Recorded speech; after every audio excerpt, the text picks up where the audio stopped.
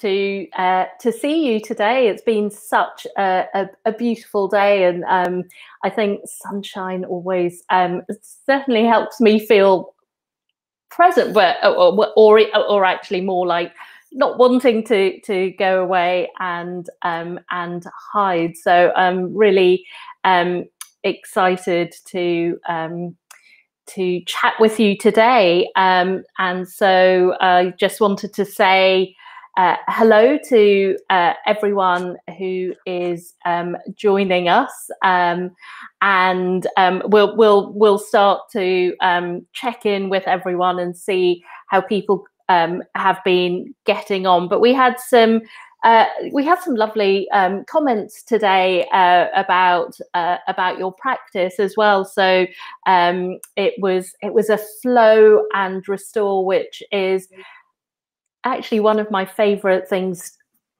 to practice. I always like to add in a little bit of restorative yoga at the end of quite any kind of flow, really, because I feel for me it kind of really helps with balance and that sense of alignment. So and in fact today we're going to be really chatting a little bit about that sense of how we align our yoga practice to our lives, and what it means to do something on the mat, and to find some sort of balance, and then feed that into our lives as well. Do you want to say a couple of words about that? And then we've had a few hellos as well, so I'll welcome people in if you just want to explain a little more, so people can start to think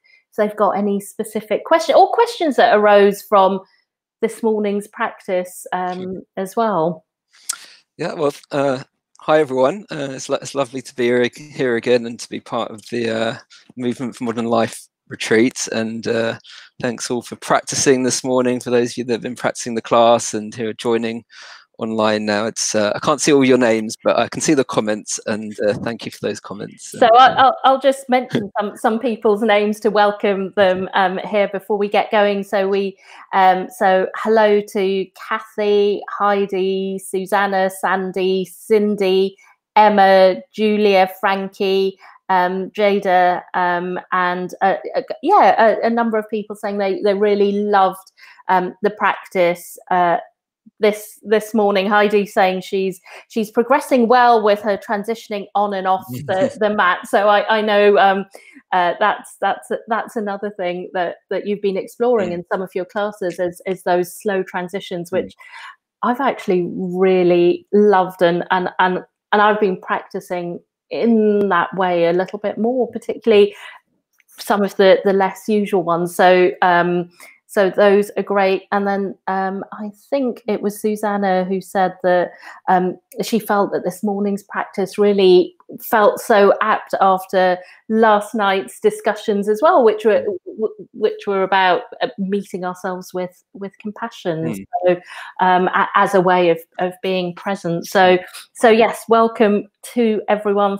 Fiona says she loves the class, especially the flowing warriors. Kate says the same. Lisa saying hello. So yes, I can feel that warmth. And I should just explain. I glance to the side because that's where I can see everyone's names. Otherwise, we get a very anonymous thing on screen saying Facebook user. So and I really love this community. So it's really nice to see who people are. But I interrupted you, Clive. Sorry. So you it's nice to know who's here, and thank you all for joining. Like I said, yeah, I mean, just a bit about this morning's class, this idea of flow and restore. I've got another class on the site also called Yang and Yin, which is a similar idea, and it's this idea of finding balance in our practice, and also using that combination of trying to tune into how it feels in the moment to be embodying and expressing those two different sort of energies or styles of practice, perhaps the more movement fluid, sometimes a bit more of a dynamic quality, and how that feels in contrast to then slowing down and dropping in and coming into perhaps a more of a passive experience compared to the more active flow or yang. And to practice that can be quite a profound experience for the body, to move from one to the other, and can help familiarize ourselves with what it feels like to go from one to the other, because there's plenty of times in day-to-day life when we might be flowing or dynamic or yang, and then what does it mean to then try and drop into a more yin restorative experience. So I like practicing that way because it helps me to become familiar in my body, and then also with the mind as well, to have that experience on the mat, what it feels like to go from one to the other, to familiarize myself with that transition, so that I can learn how to be present to that transition in daily life. And obviously it goes both ways as well, because even though I haven't done it on the site yet, it might be an upcoming video that I do, but I like also doing it the other way around sometimes, starting with a bit more of a yin experience, and then using that as a platform for coming into like the yang, more dynamic experience. So it doesn't necessarily always have to go sort of flow yang, restore yin, but I think for many of us we do resonate with that way round of doing it. And the other aspect of that is that, I've certainly found in my own life and in my own practice, I haven't always felt ready just to be in a yin restorative experience, especially if I've been moving around quite a lot that day, if I've been quite busy. It can be quite jarring sometimes just to stop and suddenly be holding poses for a long period of time. That in itself is an interesting experience to explore, that challenge and that resistance in the body and the mind. But nonetheless, I do enjoy that feeling of moving first, letting go maybe some restless energy through some movement. And I find that the yang, or the flow, in a way becomes a nice transition into the yin and the restorative experience. And then again, it's this idea of alignment, because what am I using the yang or the flow for? Sometimes I might be using it to bring myself up and to energize myself, but sometimes I might be using it as a way of creating the pathway towards slowing down and coming into that more restorative yin state. So that's obviously, in terms of this particular morning practice, that how can we use the flow and the movement as a way of preparing ourselves and creating that pathway, and then we find the alignment within that practice. So that's really I guess the one of the sort of ideas behind that flow restore class. Yeah, and in fact we're going to be exploring that a little more in our conversation as well.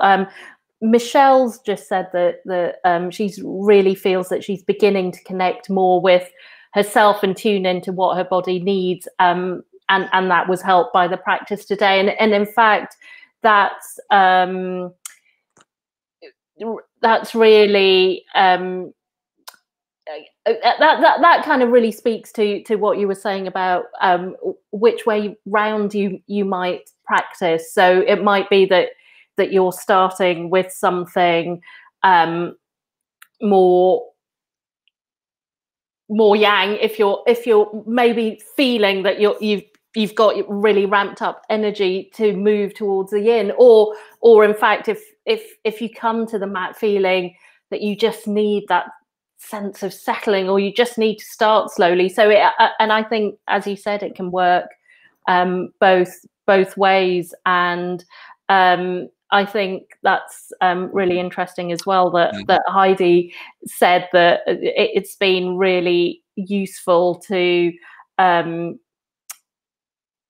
apply proper transitioning to her retirement in February as well. So again, what we do on the mat really does help us to prepare for life. But before we get too enmeshed in our conversation, I know, Clive, that you've prepared a meditation for us all, so that we can, I guess, just settle a little from our day before we start to really get sort of dive in deeper into this conversation. So I'm going to hand over, and then I've seen Julia's comment as well, which we can pick up on up straight after the meditation. So So yeah, I'll hand over to you. Thanks. So yes, we're just prepared sort of about a 15-minute meditation today, and it's hopefully going to be quite a grounding meditation. I would just say, and I know some of you have practiced mindfulness and meditation before, some of you might be newer to it, but I always like to say at the beginning that there really is no right or wrong way to practice mindfulness or meditation, and it's not about being good at it. It's not about perfecting it in any way. Much like we'll come on to later, for me, meditation and yoga are very much tools, and when I think about them as tools or relate to them as tools, then they take on a very adaptable, tailorable quality and a very personal quality, and we can all find a way potentially of adapting and tailoring these tools so that they can give us what we need in the moment. So I very much invite you all just to connect with the meditation in any way that feels helpful or supportive for you. I'm going to invite you to be seated, but if any of you want to lie down, feel free to lie down. It's really, again, up to you. In a few moments, I'm also going to invite you to close your eyes, but if you'd rather have your eyes open, of course, that's completely fine. If you do have your eyes open, you might just gaze very gently ahead of you or sort of gently down to the floor. And we'll be connecting into some images of nature at the end, and how we can potentially embody some of those qualities around those images in the here and now, and moving forward over the next few days and few weeks. So personally, when I meditate, I find just a little movement or stretch quite helpful before I start, because I often find I am holding a bit of restless energy, or I'm feeling a bit tight or tense in my body, which I always notice in those first few minutes when I meditate. So I tend to just start by moving or stretching a bit, just to prepare my body for becoming a bit more still. So feel free, wherever you are right now, just to take a little movement or stretch, whatever feels nice for you. Might be a little shakeout, or whatever feels good. And just take a moment. And for me, this is really where the practice begins, is attending to your space in some way. What can you do to support yourself in the space that you're in? And there are days where we might meditate and we're out and about, we're on a bus stop or we're in a train carriage, and we're just doing the best we can in the environment that we find ourselves in. But perhaps when we're meditating at home, we can just spend an extra moment of attention. I like to think it as an act of self-care in some way, just to make the space feel as comfortable as possible, whether that's adjusting your lighting, making sure you feel warm enough with another layer, a sip of water before you start, whatever feels helpful for you. And then as we start to settle in, like I said, I'm going to invite you to close your eyes in a few moments, but I'm going to probably be opening my eyes just to keep an eye on the recording and make sure everything is going okay.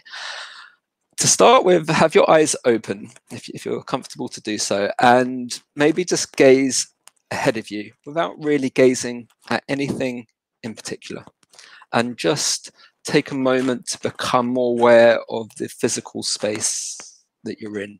And you can just do this by allowing your peripheral awareness to come in. So just taking a sense of what's above you, around you, below you, whether it's shapes, lights, objects, textures. Just a sense of being here right now, in this moment, in the space that you're in right now, in this moment. An invitation as well, just to really be here, to give yourself permission to be here. There might be things that you need to do later on today, and you will come to those in due course. And by stopping and taking some time now, not only will you come to those things in due course, but perhaps also come to them with a renewed clarity and focus and balance and groundedness. Start to take a few exhales from your mouth. You could do this with your mouth slightly wider open, like a sigh, or with pursed lips, a whistling shape of lips. This might just invite you to settle a bit more.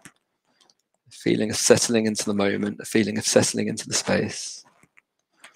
And then at some point in the next few breaths, whenever you feel ready, if you feel ready, you might just allow your eyes to close with one of your exhales.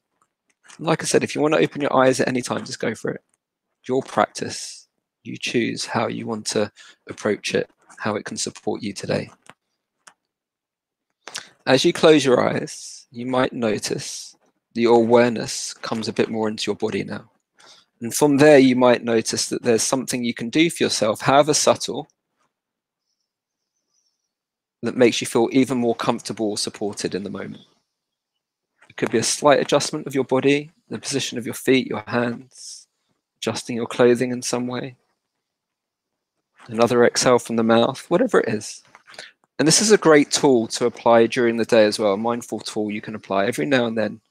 Just stop and pause, close your eyes, and just allow your awareness to come into your body. And you might notice something you weren't previously aware of, being thirsty, hungry, wanting to move, wanting to change the space you're in. After you finish making any subtle adjustments, I'm just going to start to bring more awareness to our body. And for the next few moments, we're just going to start connecting with sensations in our body. We're going to start at the top of our body and make our way down. So just start to bring some awareness to your face.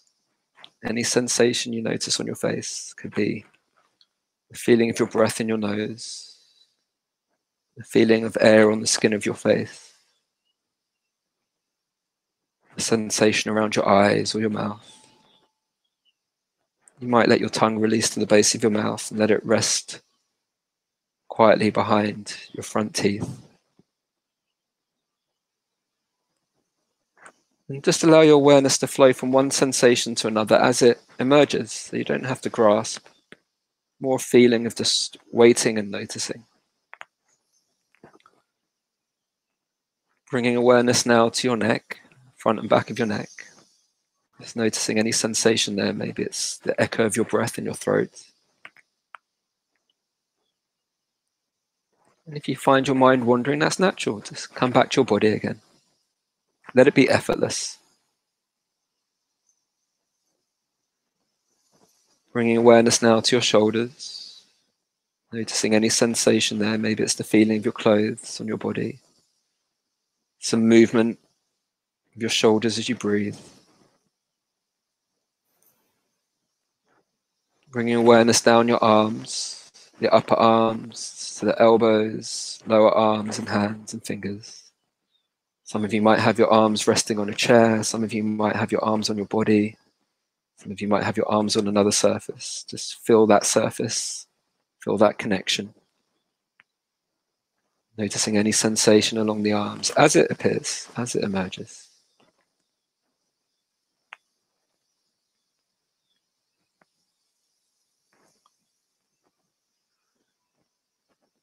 Inviting awareness now to come to your back, starting at the top of your back, and just allow your awareness to gently scan down your back, feeling the connection to your back, to whatever you're sitting on, resting on, or just noticing any sensation on your back. The shape of your spine, the shape of your back right now. Just noticing, observing. And in mindfulness and meditation, we try not to judge or evaluate the experience in any way. Try not to attach to the experience anyway. Just a sitting back and a observing. So you were sitting on a park bench and watching the world go by. Bringing awareness now into the front of your body, into your chest, ribs and belly. Just noticing any sensation there. Maybe it's some movement as you breathe. You might invite your belly to gently rest outwards, to expand outwards. Feeling of softening through the center of your body, your jaw, your mouth, tongue, chest, ribs and belly. And we'll just invite the awareness to continue to come down the body in the way that a submarine might come down through water. Just gently let the awareness sink down through the body, connecting to your legs. If you're sitting or resting on something, just feeling that connection. Noticing that surface underneath you, whether it feels firm or soft. Any contrast between your right leg and your left leg. The feeling of what you're wearing on the lower part of your body, the textures of the clothing you're wearing. And just allow your awareness to continue to gently drop down the body to the knees, backs and fronts of the knees, to the lower legs, shins and calves, to the ankles. Just noticing any sensation along the way. until your awareness comes all the way down to your feet and the connection of your feet to the ground or whatever surface they're connected to right now. Just let the awareness rest there for a moment. Just an invitation to let the awareness rest there. Softly, gently connecting to that feeling of your feet on the floor, whatever surface they're connected to.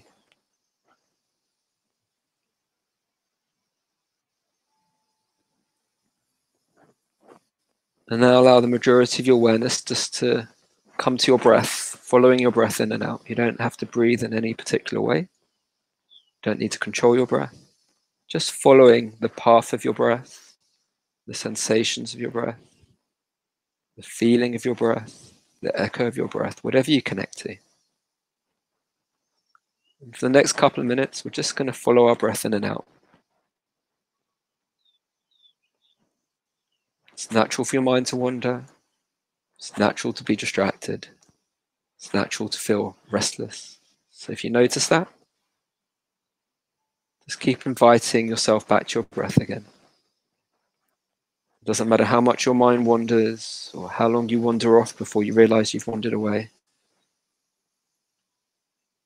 When you realize that you're with a thought, usually there's a moment where we just catch ourselves thinking, catch ourselves distracted. At that moment, we have choice. And for now, I invite you to invite yourself just to choose to come back to your breath. It doesn't matter how much the mind wanders or how long you wander off for before you realize. It's really a practice of returning, a practice of coming home, back to your breath, back to your body, back to the space, back to this moment.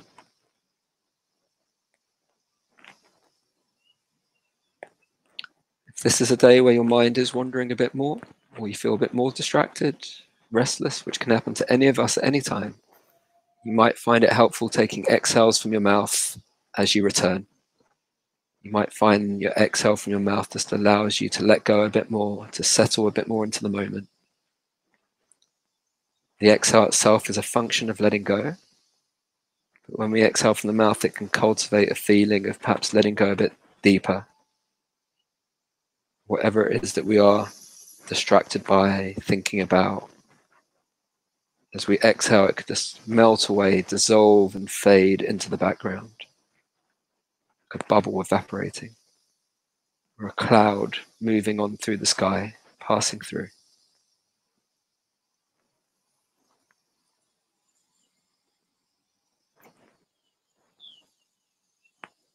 A few more breaths, following your breath in and out.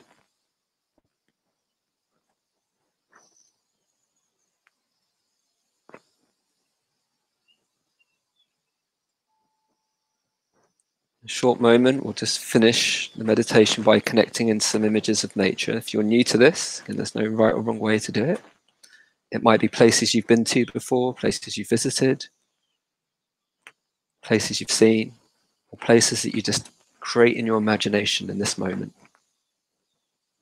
You connect with them however you want. We're going to visualize and imagine the scenes of nature and then see if we can perhaps bring in some of those qualities associated to those images into our body, into our state in this moment, in the here and now. So when you're ready, I'm going to invite you to connect with the image of trees. You can connect with trees however you want. It could be from a park, a forest, somewhere close to your home. Or it could just be the image of trees. You could visualize yourself looking at trees, touching a tree. Whatever feels good for you. Perhaps connecting with the rooted quality of trees, those deep roots into the ground. That sense of earthiness. And as you connect with those images, you might connect with that quality within yourself. Maybe, if it's helpful, bring your awareness to the feeling of your feet on the ground or whatever surface they're on. Feeling that sense of groundedness right now in your body. Maybe a feeling of your spine and back growing tall, where a tree extends up. A sense of connection, branches interconnecting, reaching out.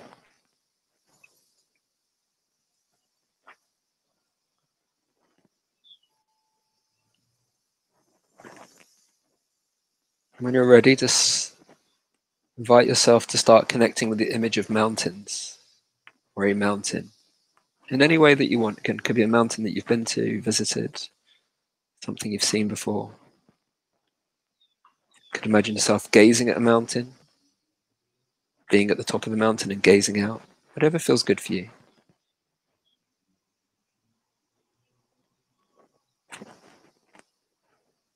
Perhaps starting to connect with the sense of steadiness, the steadiness of the mountain, unmoving, unwavering. Even as things change around it, it remains steady, present. You might feel that in your own body right now, that sense of steadiness. Maybe by connecting to the feeling of your body against the chair, wherever your body's resting or sitting. That sense of steadiness, evenness. Feeling as even things change around you, there's that sense of steadiness within you.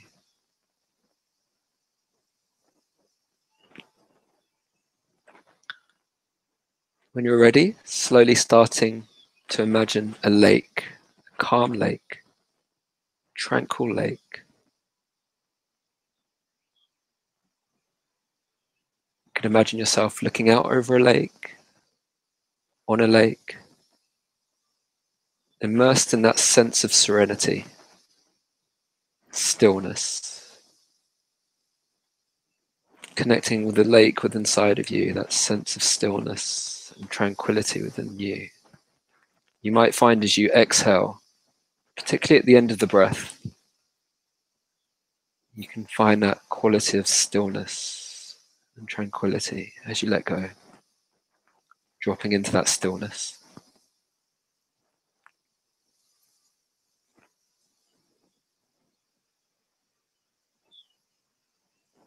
And then when you're ready, starting to connect with a blue sky. Again, however you want to connect with it. An image you've seen recently, or just imagining it now as high and as wide as you can imagine. Limitless, endless, expansive, spaciousness. Allow that sense to flow into your body. That sense of blue sky within your body. You might find with your inhale, as you get towards the top of the breath and you just let that moment stretch out, sipping in a bit more breath before your exhale starts, you can connect with a sense of spaciousness and expansiveness in your own body.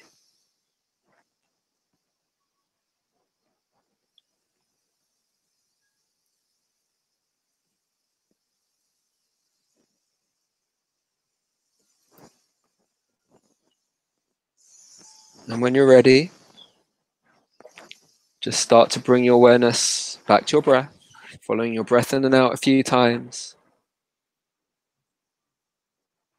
Start to bring awareness back to the feeling of your body on the chair, wherever you're resting, the connection between your body and the chair, wherever you're resting right now. Just that sense of being here right now. Connection of your body wherever you are, the feeling of your breath wherever you are. The sounds that are emerging in the space that you're in. When you're ready, maybe bringing a bit of movement into your body in any way that feels helpful. Just being guided by whatever feels best for you in the moment. And then when you're ready, you might open your eyes, but you might want to open and close them a few times before you leave them open. especially as we've had them closed for about 15 minutes or so. So give yourself time just to reorientate back into the room, back into your physical space. And just as we started, just be in the room. Just gaze ahead of you or slightly down without really looking at anything in particular, and just be in that space. Allow your peripheral awareness to expand, a sense of what's above you, below you, to the side.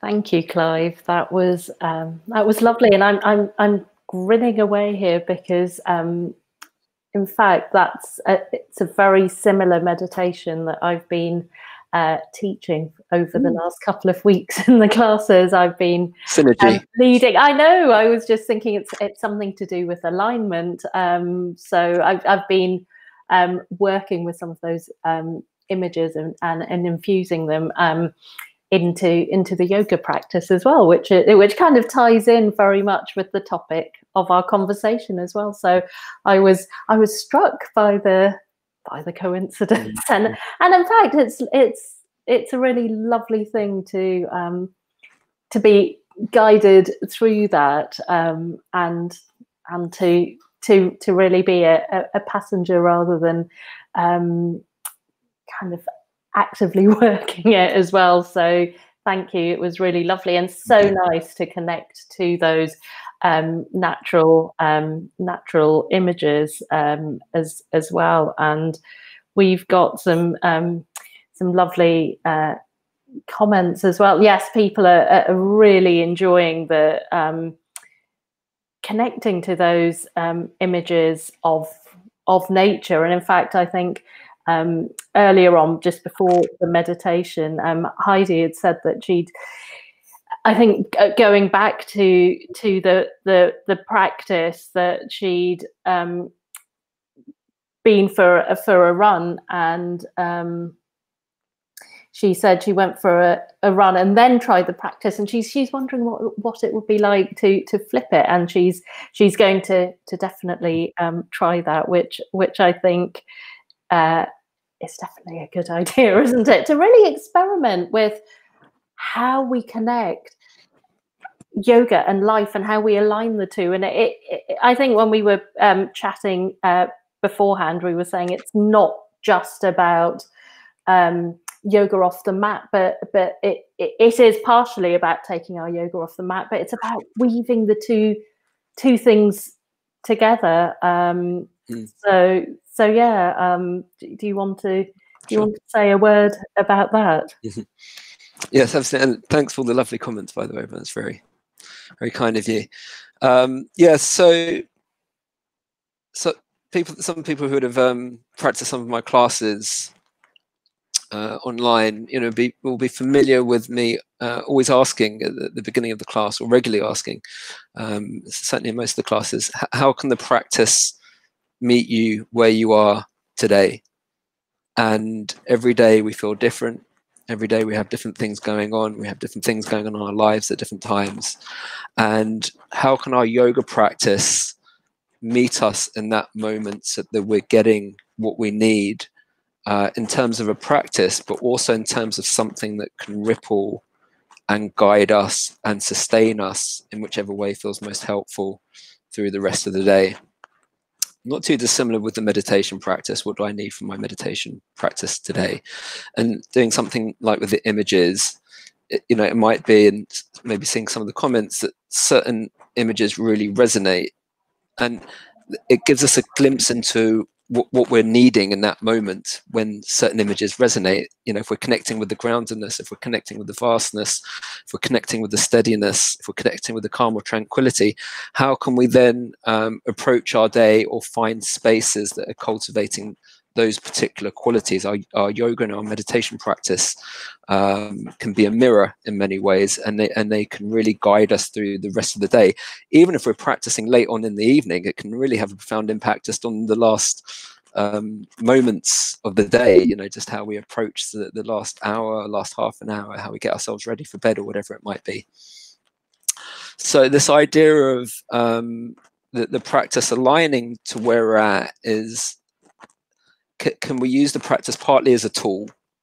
so that it's integrating into our life in a sustainable way, in a convenient way, and hopefully in a way that really allows us to thrive, and to bring us to the state that is most conducive for whatever we might be doing, experiencing, going through in that moment. And how can my yoga practice, or how can our yoga practice be that for us in some way? And it very much invites a quality of curiosity into our practice. And I touched on that when we did the talk about transitions.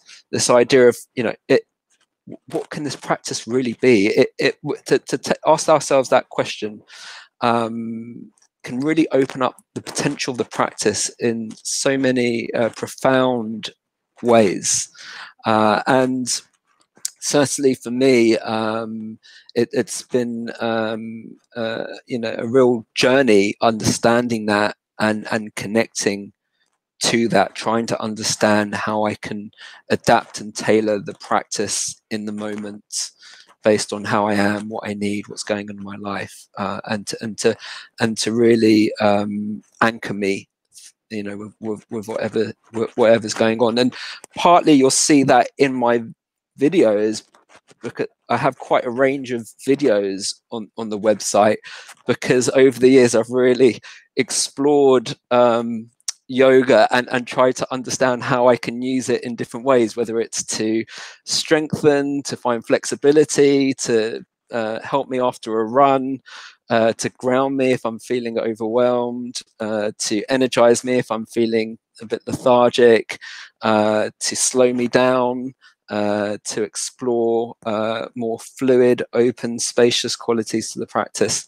And so that's really a representation of me in some way on my journey to understanding this idea of how can the practice meet me where I'm at, and align with my life as a whole.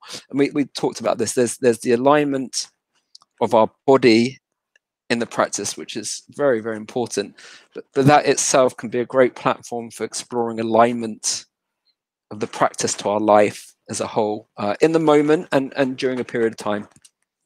And in fact, just reading some of the comments here. So Sandy mentions that Sandy writes, ever since I discovered Clive's classes, I've been using the pause and slower transitions between asana in all of my classes too. It's so powerful. Thank you for the insight. And in fact, I think you write about this in a blog that went alongside the transitions. There was a podcast, but also your transitions class. So I'll post that blog up in the group later this evening. But in fact, I've been really struck looking at some of these comments, that how much that sense of slowing down and pausing really resonates with people. And I think it's particularly resonant now, because perhaps we are being asked, well,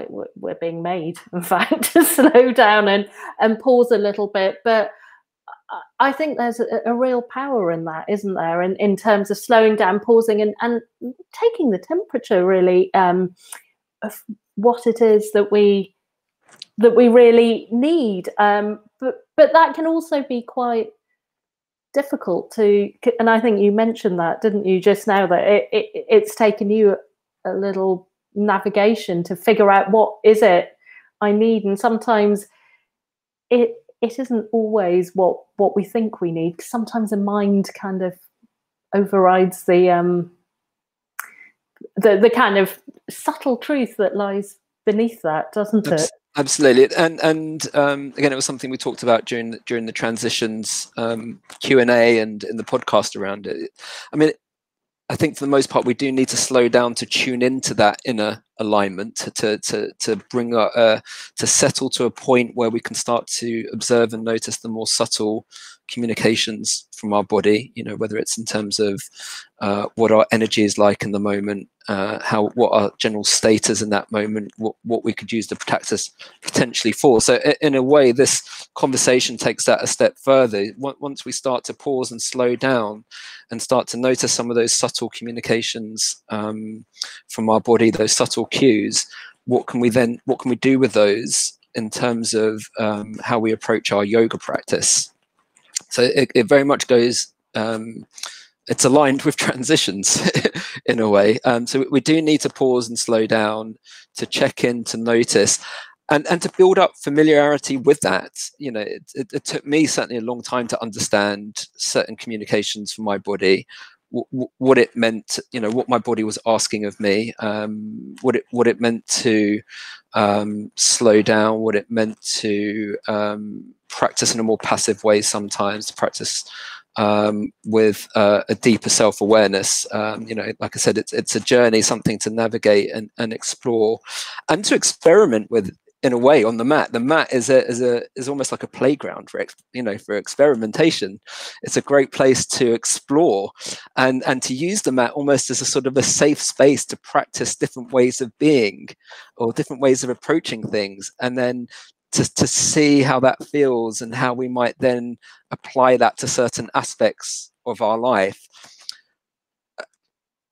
One of the things that I started to connect to within a few years of practicing yoga was that my practice was a bit of a mirror to me. I could see how my behavior on the mat, how my certain dominant patterns of being expressed themselves on the mat, and you know, for me, one of them was you know, being drawn to that sort of more stronger dynamic yoga originally,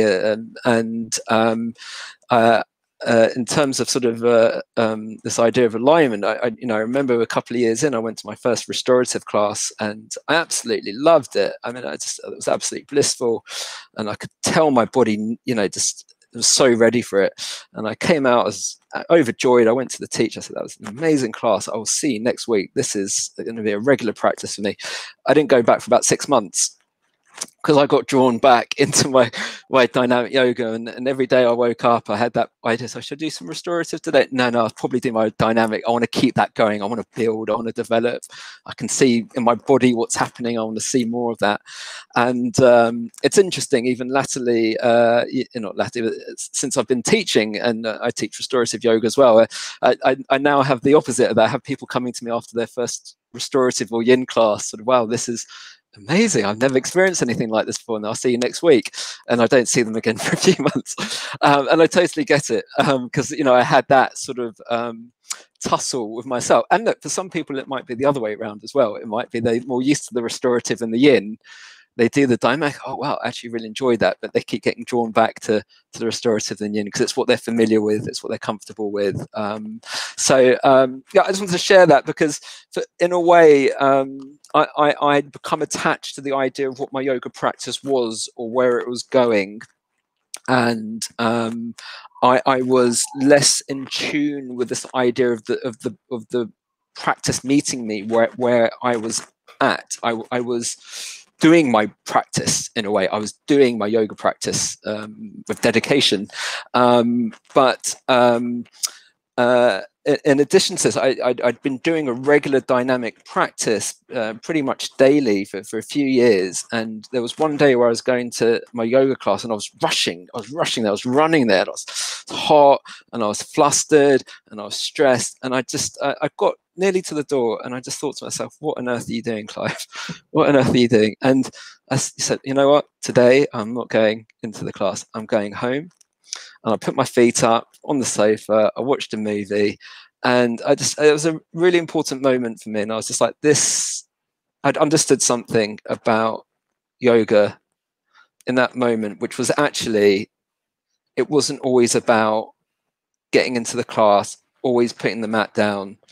This was actually me really listening to what I needed in the moment. And in that moment, I needed to not be in the class and I needed to be at home, and really giving myself permission to embrace a slightly different experience and state. And that for me was a profound moment of, this is yoga off the mat. You know, yoga doesn't always have to be putting the mat down. So yeah, I just wanted to share a couple of those sort of anecdotes or stories about my beginning to understand about alignment of a yoga practice to where I'm at. And I think that's really important, because I think we are all guilty of guilting ourselves out, aren't we? Because I think we've been conditioned to think that the really fast, dynamic practice is doing us good, and of course it is doing us good. But sometimes it's not what we need, and I think as well that whilst restorative yoga can feel so blissful, sometimes we're gluttons for punishment, aren't we? We sometimes don't want to allow ourselves to take that rest, because again, I think we live in a society that's so, I don't know, that really asks us to push ourselves really hard, and so in fact somehow that thought of quite often I will go to restorative class, and and there's sometimes an hour and a quarter, and you do 2 postures, you lie in 2 different ways, and that can feel really challenging, can't it? Sometimes slowing down and allowing yourselves to rest. Those are the sort of innate challenges, I think, of a restorative yin practice, and also meditation. This request or invitation to slow down and stop and be still is very challenging, particularly for those people that are used to moving at pace, getting things done at pace, creating a sense of accomplishment in the things that they do, where they can see a tangible output from the things that they do, that there's quite an immediate sort of feedback about what you're doing. Those are certainly some of the challenges around a slower practice, something that we almost, for those of us who have found it difficult or continue to find it difficult or challenging, in a way we have to get through that in our own time. All these things are to be self-regulated and self-moderated, but in a way we need to pass through that resistance and that restlessness and those questions we have of, should I be doing something else right now? Could I be doing something else right now? Or I should be maybe doing something better, more for myself, whatever it might be, to experience that, to work through them, to pass through them eventually with acceptance, hopefully, and that we can then embrace both types of practice. But like I said, for some people it might also be the flip of that as well. It might be about the challenge to get into something more dynamic and energetic as well. And I think it's some of the comments here are so interesting. I think Emma says, but restorative isn't just chilling out, and yes, and I think that's why it's so confronting, because it isn't just chilling out. And I remember when a restorative class I was teaching a few years ago, and someone called me over during the class, and they just said, I just want to check that I'm not feeling very much at the moment, and is that okay? And I was like, that's great, you don't have to feel it too much at all, if at all, just let yourself not feel it, because we can be quite used to sort of searching for that quite strong dynamic feeling that that becomes a sort of a conditioned way of sort of being in that moment. Unless I'm feeling it, I don't think anything's really happening or working, or I'm not necessarily getting out of it. But after a while we can start to learn, actually, less is more. It's and restorative yoga in a way really embodies that quality of less is more. And actually the release in restorative yoga is probably some of the most deepest releases I've ever felt in my body, from being in incredibly subtle poses, but being in them in such a subtle way that the body can really let go and really settle and find that sustainability in a pose, and not just. And when the body can let go that way, then also the mind can start to let go as well, because the reason it's so hard sometimes for the mind to let go is that the body is in that continual state, that more sympathetic state, which is so stimulated and so alert and so ready for action. And like I said right at the beginning today before the meditation, I mean, it's a really interesting thing to explore. When do we need either? Sometimes we might need a combination of both. Sometimes we might need one or the other, and just trying to understand and tune in to what do we need and when, and just to perhaps illuminate that with my own experience, if it's helpful. when I started teaching, with it, sort of in the first couple of years, I found myself, I still had quite a rigorous practice going myself, and I was feeling very tired a lot. And I started to look at, my life and how I was moving, and I was teaching. I was also training in psychotherapy at the time, and I was doing a lot of work with other people. And I had this moment that my yoga practice really isn't supporting me right now. It's not aligned to where I'm at, and that I made a big shift into a more yin and restorative practice for a while, and my energy completely changed. I started to feel much more energized, and my practice was in balance with the other things that were going on in my life at that time. And then later that same year, I remember going on holiday, and I remember it was quite a relaxing holiday, and I found myself going for my sort of a couple of days in, going for my yoga practice, and I just felt myself moving to more energy practice, because in that moment I'd been relaxing all day, and I just felt like I needed something to sort of energize and awaken my body in a slightly different way.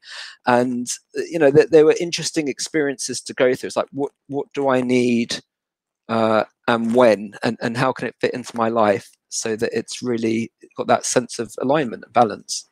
And in fact, I think you have just answered one of our questions from Jado says, and I'm sorry if I've pronounced your name wrong. Maybe you can let me know how to pronounce it in the comments as well. But she says, I love these ideas. It helps for someone who not only has a fast-paced life everywhere else, but also really struggles with a more dynamic practice. She's always been drawn to a slower paced class, and she wonders, though, whether there is a time for more dynamic practice and a time to push yourself as well. So I think you've touched on that, but I don't know if you want to say anything more. Yeah, absolutely. I mean, again, it's helpful. I'd give another personal example of that. Some people on the movement for modern life will know that about 6-7 years ago, I was diagnosed with cancer, and I had multiple surgeries that meant for many months, nearly close to a year, I was hardly able to move at all. And that was I had to ask myself a very big question around yoga then. What's my yoga practice now? Because I wasn't able to get a yoga mat down, and I had to try and understand, well, how can my yoga practice meet me in this moment? And often my yoga at that time was just sitting on a chair and rolling my shoulders back and doing some stretches with my arms and shoulders, and connecting into my breathing and meditation and things like that. And that was also a very empowering experience in a way. I mean, it was very challenging for lots of reasons, but there was an empowering quality to it when I understood that my yoga practice could continue in some form, and could meet me where I was at in that moment. Going back to that question, I faced somewhat of a dilemma as I started to get my strength back, and as I started to feel ready to explore different dimensions of yoga again. Is that I wanted to start exploring more movement and flow and dynamic practices again, but I was scared. I was scared. I didn't know how my body would respond. I didn't know whether I was ready for it. I didn't want to impact my recovery, and so it just had to be a very slow, gradual process. And when we sort of experimenting, it's not necessarily a right and wrong. There were days where I overdid it, and my body let me know that I overdid it and that I wasn't ready to be getting back to certain things. And I had to listen to that, however hard it was, and feel that frustration. But to use it as a very useful source of information and communication. What's my body telling me? It's filled with wisdom. It's filled with understanding. I'm going to try and let my body guide me through this process as much as possible. I know the mind's going to want to chip in and lead me in certain places as well, but I've got to try and stay as connected to my body as can to guide me. So it was a bit of a explore, push, maybe see where my boundaries were at with certain things, and then sometimes a coming back. It wasn't necessarily a linear experience. It was perhaps a bit more of a spiral, where there was moments where I felt my strength coming back, but then there was moments where I felt incredibly tired again, and I had to come back all the way just to sitting just to sitting, and that might last a few days or a few weeks again, and I just had to wait and try and be patient to try and build it back up and notice when my energy was better, and try to come into a slightly more active, energetic practice. So I hope that using that example answers that question in some way. And we've had some bouncing off that, some really interesting comments as well. I was just going to pick up on something Jules said a lot earlier on, but which was about really enjoying the variety in the classes, and so that really offers lots of tips and tricks as well to incorporate into practice. And I think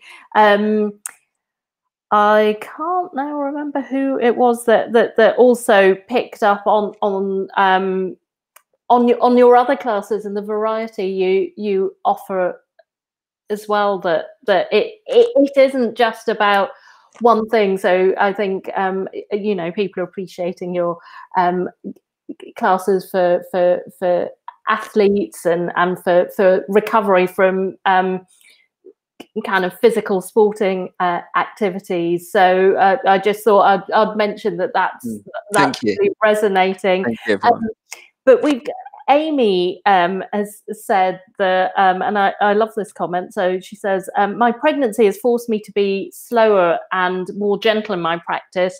I think that everyone should do pregnancy yoga, to be honest, as it is so nourishing, and she feels so much more connected to my body and mind. And in fact, pregnancy yoga is very strong and dynamic. It's strong and dynamic in a different way, but also very nourishing and supportive as well. So. Yeah. And like I say, there's been a couple of comments which absolutely resonate about the yin and restorative can be very energizing practices. It's interesting, typically, and certainly not everywhere. And I'm based in London, so I tend to see more through the lens of that. But you see a restorative class often offered in an evening, often on a Sunday late afternoon. Which is perhaps when people feel more inclined or more able to give themselves permission to go at that slightly slower pace, and it can be relaxing, absolutely. But I used to teach a restorative class on a Monday morning at 11 o'clock, which I loved, because in my own life I actually found that sometimes doing a restorative practice in the morning left me feeling full of energy for the day ahead. And similarly with yin practice, a yin practice in the morning can leave you feeling very energized and very grounded for the day ahead. And it's really about, again, and I think this comes with practice and experimentation. It's not always something we're necessarily going to get right, but knowing what you need and when. Is it going to be the dynamic practice or the more yang flowy practice that's going to give you your energy for day, or do you have a sense that maybe it's going to be the restorative yin practice, which is going to be the thing that gives you the energy for the day? And that might be something that you then have to think about in the context of what's going on at that moment. If you've had a really busy weekend, let's say, and you've really, and you maybe didn't get as much sleep as usual, you've woken up feeling tired, maybe it's going to be the restorative practice in the morning, the yin practice in the morning is going to be the thing that gives you that platform and really deeply replenishes you, so you've got more to give that day. If you've had a quieter weekend and actually feel quite well rested, it might be actually that the morning practice, if it's a bit more flowy, gives you the energy for that weekend. And this comes back to this idea of how does the practice sit in the context of whatever else is going on in the moment. It might be that we've got, and if I could just touch on some embodiment work that I've done over the years and how that integrates into yoga, particularly some work around the 4 elements. And it's a really interesting idea or concept to thread into one's practice, because you can use the elements in any style of yoga, and it's about cultivating or approaching your practice that is giving you the quality that you need in that moment. So you might practice, for example, you're feeling quite overwhelmed. You're about to deliver a presentation to someone. you're about to do something that requires a lot of attention to detail. I have found over the years to practice with quite an earthy practice when I'm needing that. So my practice is quite slow, it's quite grounded, it's quite ordered. I'm very conscious of everywhere I'm placing my hands, my feet, and everything takes on just a relatively slow, even, consistent pace, and everything's quite measured. And I find myself at my practice after my practice feeling grounded and earthy as a result. I might practice outside and feel my feet on the floor and not even have a yoga mat down. So I've got that sense of earthiness. If I'm going to be doing some work with people, maybe running some groups or working with some individuals, and I feel like I need to get into a more sort of listening, attuning, empathic state, I'll probably practice in a bit more of a watery way. I'll be quite fluid as I move, and I'll really be trying to explore space in my body as I move to try and bring my state into that more fluid, listening, attentive, empathic state. And the same goes with sort of fire or air. You know, if I feel like I need to get creative, again, my practice will just be really random. I'll be using the wall, I'll be using a chair, I'll be on and off the mat, I'll be, you know, moving around the mat, using the mat in different ways, because it will just hopefully bring me into a state of openness and curiosity. And, you know, fiery one to get my energy going when I'm feeling a bit lethargic. So, beginning my practice, like, what do I need for today? What quality do I need today? What have I got going on today? And how can my practice meet me where I'm at today so that it really anchors me and guides me and supports me into my day, so that I get the practice for the here and now, but I also get something that really continues throughout the whole day. And that's at the heart of the alignment.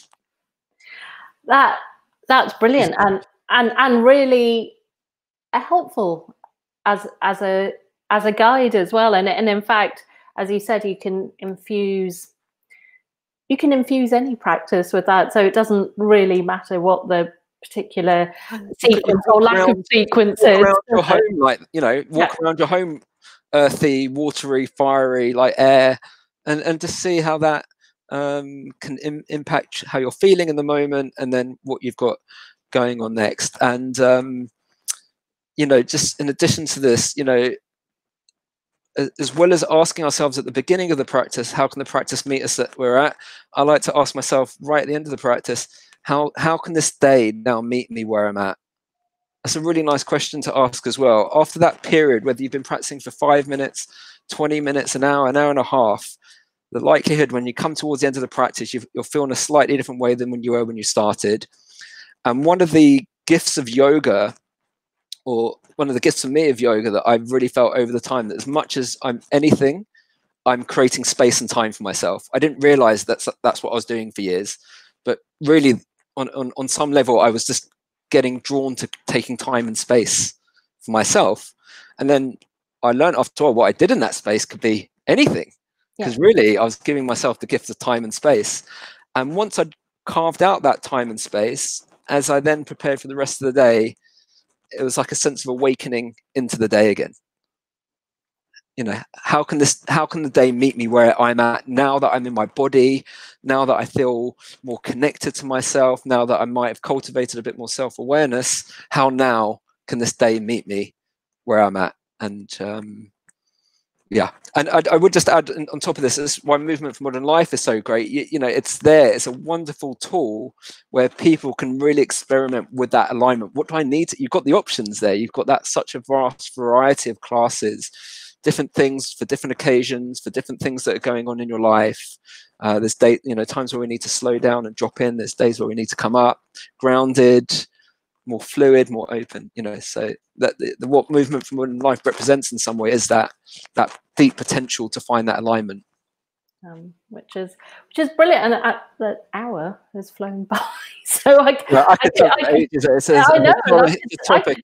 you for ages. I mean, this conversation has felt like a massive big hug, and in fact, I'm just looking at some of these comments, and I think everyone really appreciates that, and the subtlety and complexity of the conversation as well.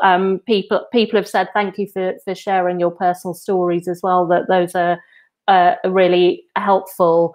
And something that people are resonating with. I think Sandy's mentioned a couple of things about that, but I think both Sandy and Emma that in fact, you know, something can be really deep and dynamic energetically, but not just physically. And the, you know, it's not just always about being physically dynamic. That's it. And restorative can create a real profound shift of energy in the body, which can really, you know, impact how we're feeling.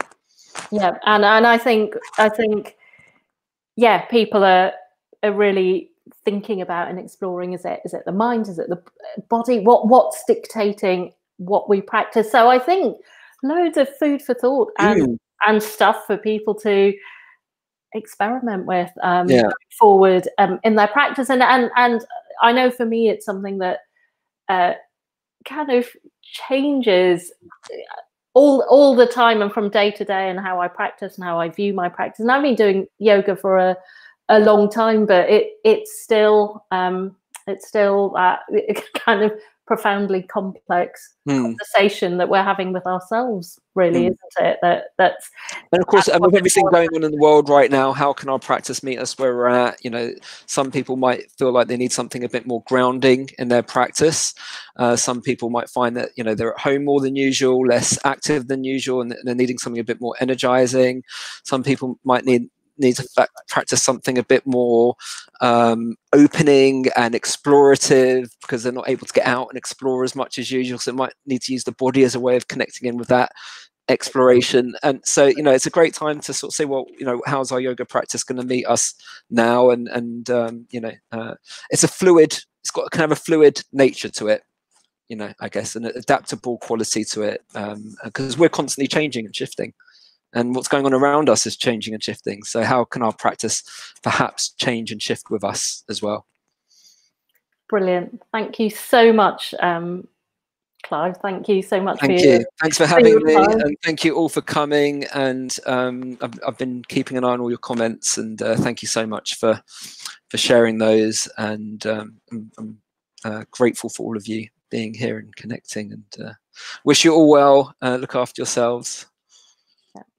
Thank you, and we'll be back with another live tomorrow evening, which I'm sure the conversation will take us in a completely different direction. And I'm just loving the depth of conversation. And thank you to everyone that is here and interacting. I mean, Clive and I could probably talk to each other all day long, but it's really nice to talk to all of you as well. So we will.